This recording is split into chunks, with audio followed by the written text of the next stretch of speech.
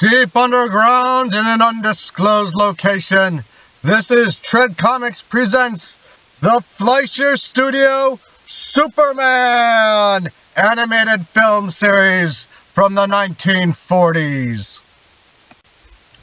The Fleischer Superman cartoons are a series of 17 animated short films released in Technicolor by Paramount Pictures and based upon the comic book character Superman, making them his first animated appearance. They were originally produced by Fleischer Studios, who completed their initial short and 8 further cartoons in 1941 and 1942. Production was assumed in May of 1942 by Famous Studios, a successor company to Fleischer, who produced 8 more cartoons in 1942 and 1943. Superman was the final animated series initiated by Fleischer Studios before Famous Studios officially took over production. Although all entries are now in the public domain, ancillary rights such as merchandising contract rights as well as the original 35mm master elements are owned today by Warner Brother Entertainment. Warner Brother Entertainment has owned Superman publisher DC Comics since their purchase in 1967. Only the first 9 cartoons were produced by Fleischer Studios. Nonetheless, all 17 episodes are collectively known as the Fleischer Superman cartoons. In 1942, Fleischer Studios was dissolved and reorganized as Famous Studios, which produced the final 8 shorts. These cartoons are seen as some of the finest quality animated cartoons produced during the golden age of American animation. In 1994, the first entry in the series was voted number 33 on a list of the 50 greatest cartoons of all time by members of the animation field. By mid-1941, brothers Max and Dave Fleischer were running their own animation studio in Miami, Florida, and had recently finished their first animated feature film, Gulliver's Travels. The Fleischers were also well into production on their second, Mr. Bug Goes to Town. Not wanting to risk become overworked, the Fleischers were strongly opposed to the idea of committing themselves to another major project when they were approached by their studio's distributor and majority owner since May of 1941, Paramount Pictures. Paramount was interested in financially exploiting the phenomenal popularity of the then-new Superman comic books by producing a series of theatrical cartoons based upon the character. The Fleischers, looking for a way to reject the project without appearing uncooperative, agreed to do the series, but only at a per-episode budget number so exorbitantly high that Paramount would have to reject them instead. They told Paramount that producing such a conceptually and technically complex series of cartoons would cost about $100,000 per short. This was about 4 times the typical budget of a 6-minute episode of the Fleischers' popular Popeye the Sailor cartoon of that period. To Fleischer's stock, instead of withdrawing its request, Paramount entered into negotiations with them and got the per-episode budget lowered to $50,000. Now the Fleischers were committed to a project they never wanted to do with more financial and marketing support than they had ever had received for the projects they had done thus far. The first cartoon in the series, simply titled Superman, also known as The Mad Scientist, was released on September 26, 1941, and was nominated for the 1941 Academy Award for Best Short Subject Cartoons. It lost to Lend a Paw, a Pluto cartoon from Walt Disney Productions and RKO Pictures. The voice of Superman for the series was initially provided by Bud Kohler, who was also performing the lead character's voice during the Adventures of Superman radio series. Joan Alexander was the voice of Lois Lane, a role she also portrayed on the radio alongside Kohler. Music for the series was composed by Sammy Timberg, the Fleischer's longtime musical collaborator. Roboscoping, the process of tracing animation drawings from live-action footage, was used minimally to lend realism to the character's body movements. Many of Superman's actions, however, could not be roboscoped, such as flying, lifting very large objects, etc. In these cases, the Fleischer's lead animators, many of whom lacked training in figure drawing, animated roughly and depended upon their assignments, many of whom were inexperienced animators but established draftsmen, to keep Superman on model during his action sequences. The Fleischer cartoons were also responsible for giving Superman perhaps his most powerful superpower, flight. When the Fleischers started work on the series, Superman in comic books could only leap from place to place, hence the phrase, able to leap tall buildings in a single bound. After seeing the leaping animation fully, the Fleischers deemed it looked silly, and asked permission from Action Comics, later known as DC Comics, to have him fly instead. The publishers agreed, and Superman was formally given the powers of flight thereafter.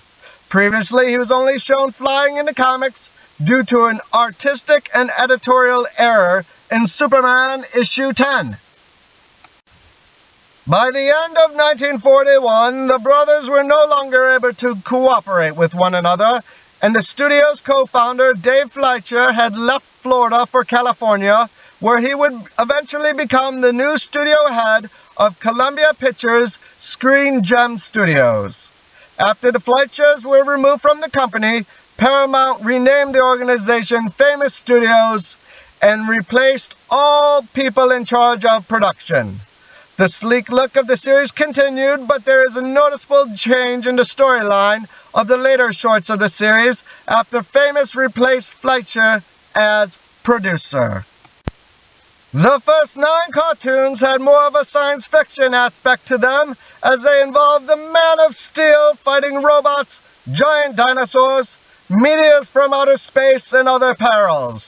The 8 later cartoons in the series, which were all Famous studio productions, dealt more with World War II propaganda stories, such as The 11th Hour, which finds Superman going to Japan to commit acts of sabotage in order to reduce the morale of the enemy. Meanwhile, an angered Adolf Hitler had a cameo role at the end of Jungle Drums after Superman foiled another Nazi plot.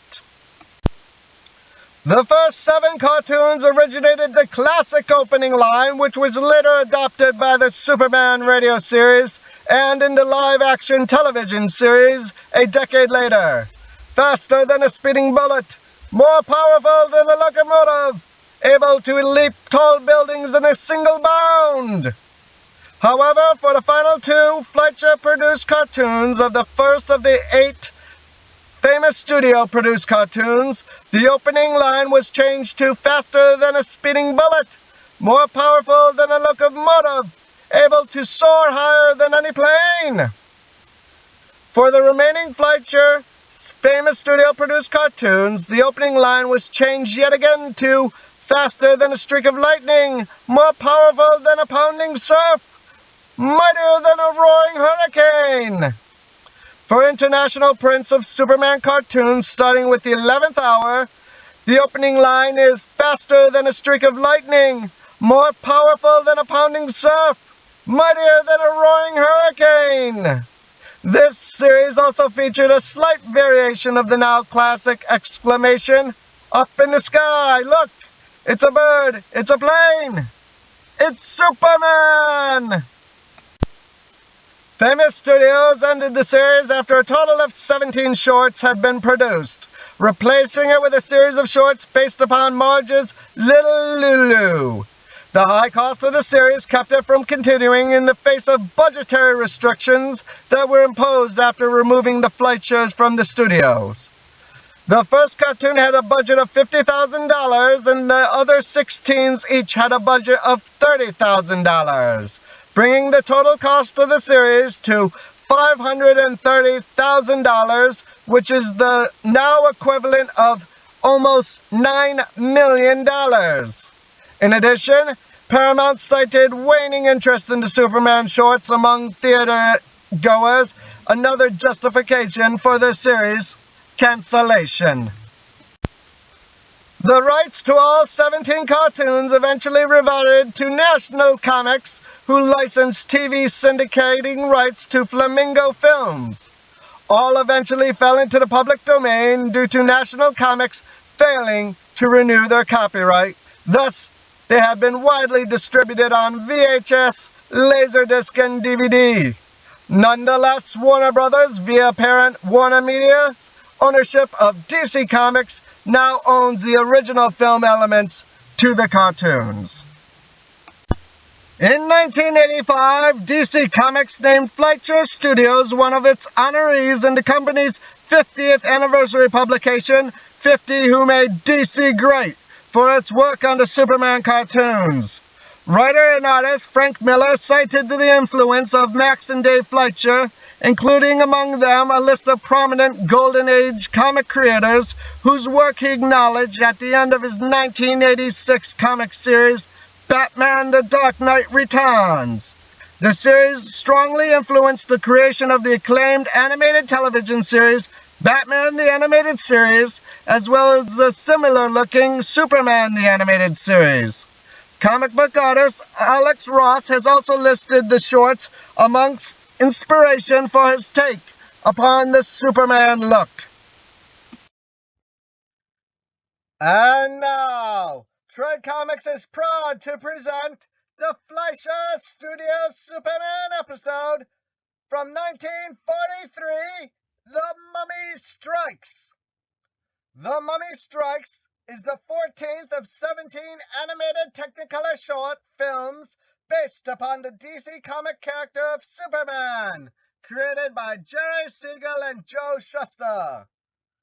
This episode was produced by Famous Studios and was originally released to theaters by Paramount Pictures on February 19th of the year 1943.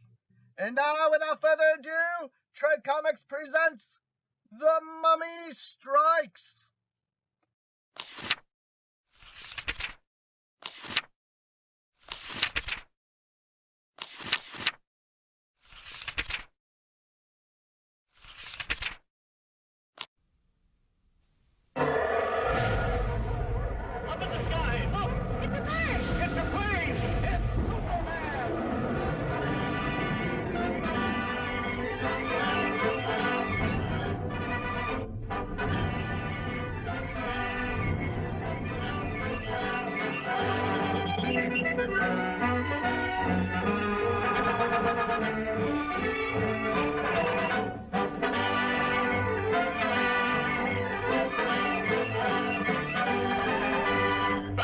A streak of lightning, more powerful than the pounding surf, mightier than a roaring hurricane. This amazing stranger from the planet Krypton, the Man of Steel, Superman. Possessing remarkable physical strength, Superman fights a never-ending battle for truth and justice, disguised as a mild-mannered newspaper reporter, Clark Kent.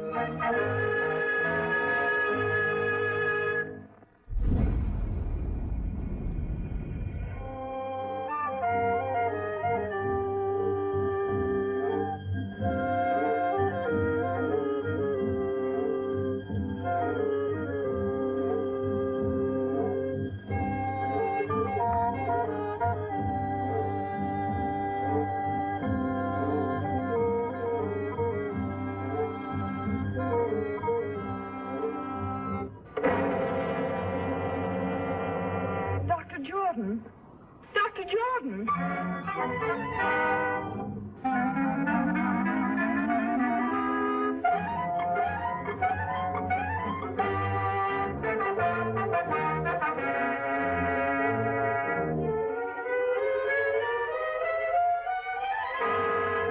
poisoning Dr. Jordan. Yet you admit these fingerprints are yours. Yes, but you don't... That's all.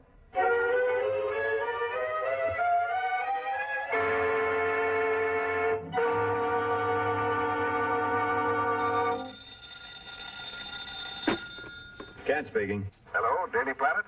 This is Dr. Wilson of the Egyptian Museum.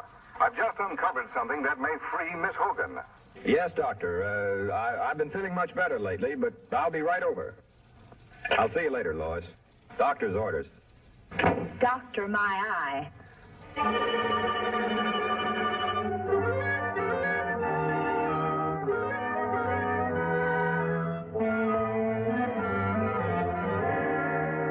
Dr. Jordan was the world's foremost student of hieroglyphics. Most of our priceless specimens were brought back by him, even the mummy of King Tush. Among his possessions, I uncovered this ancient Egyptian tablet and find it to be a secret curse of the tomb of King Tush. He who disturbs the eternal sleep of King Tush shall perish. This tablet may well be Miss Hogan's passport to freedom. Come with me, please.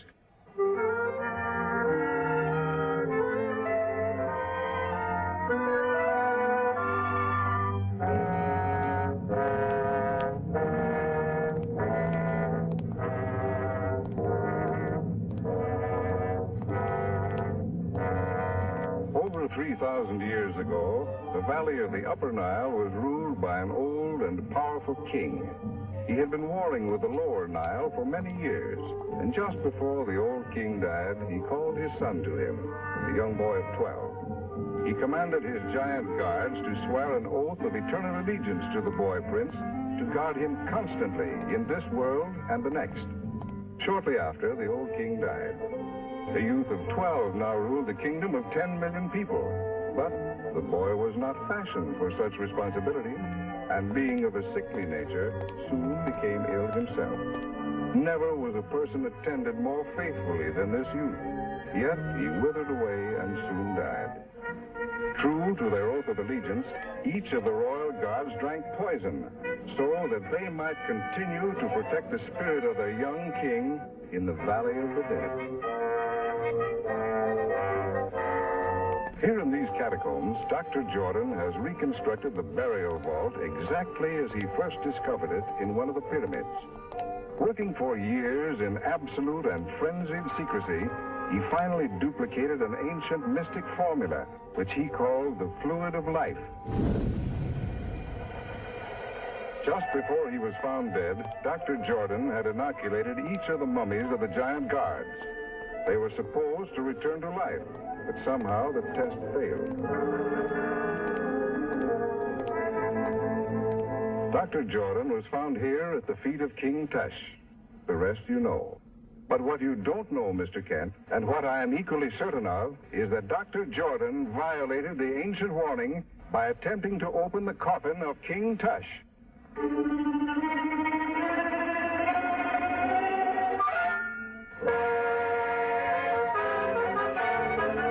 A poisonous needle. That's how Dr. Jordan was killed. Yes, and Miss Hogan is a free woman.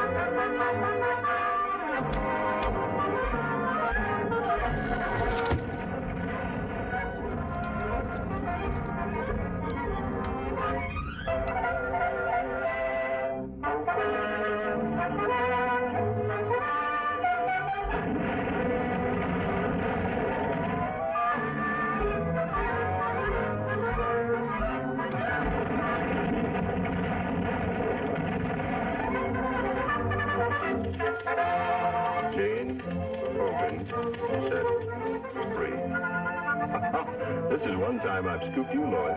Yes, lucky for you, I was hurt. Incidentally, who told you I was at the museum? My mummy done told me.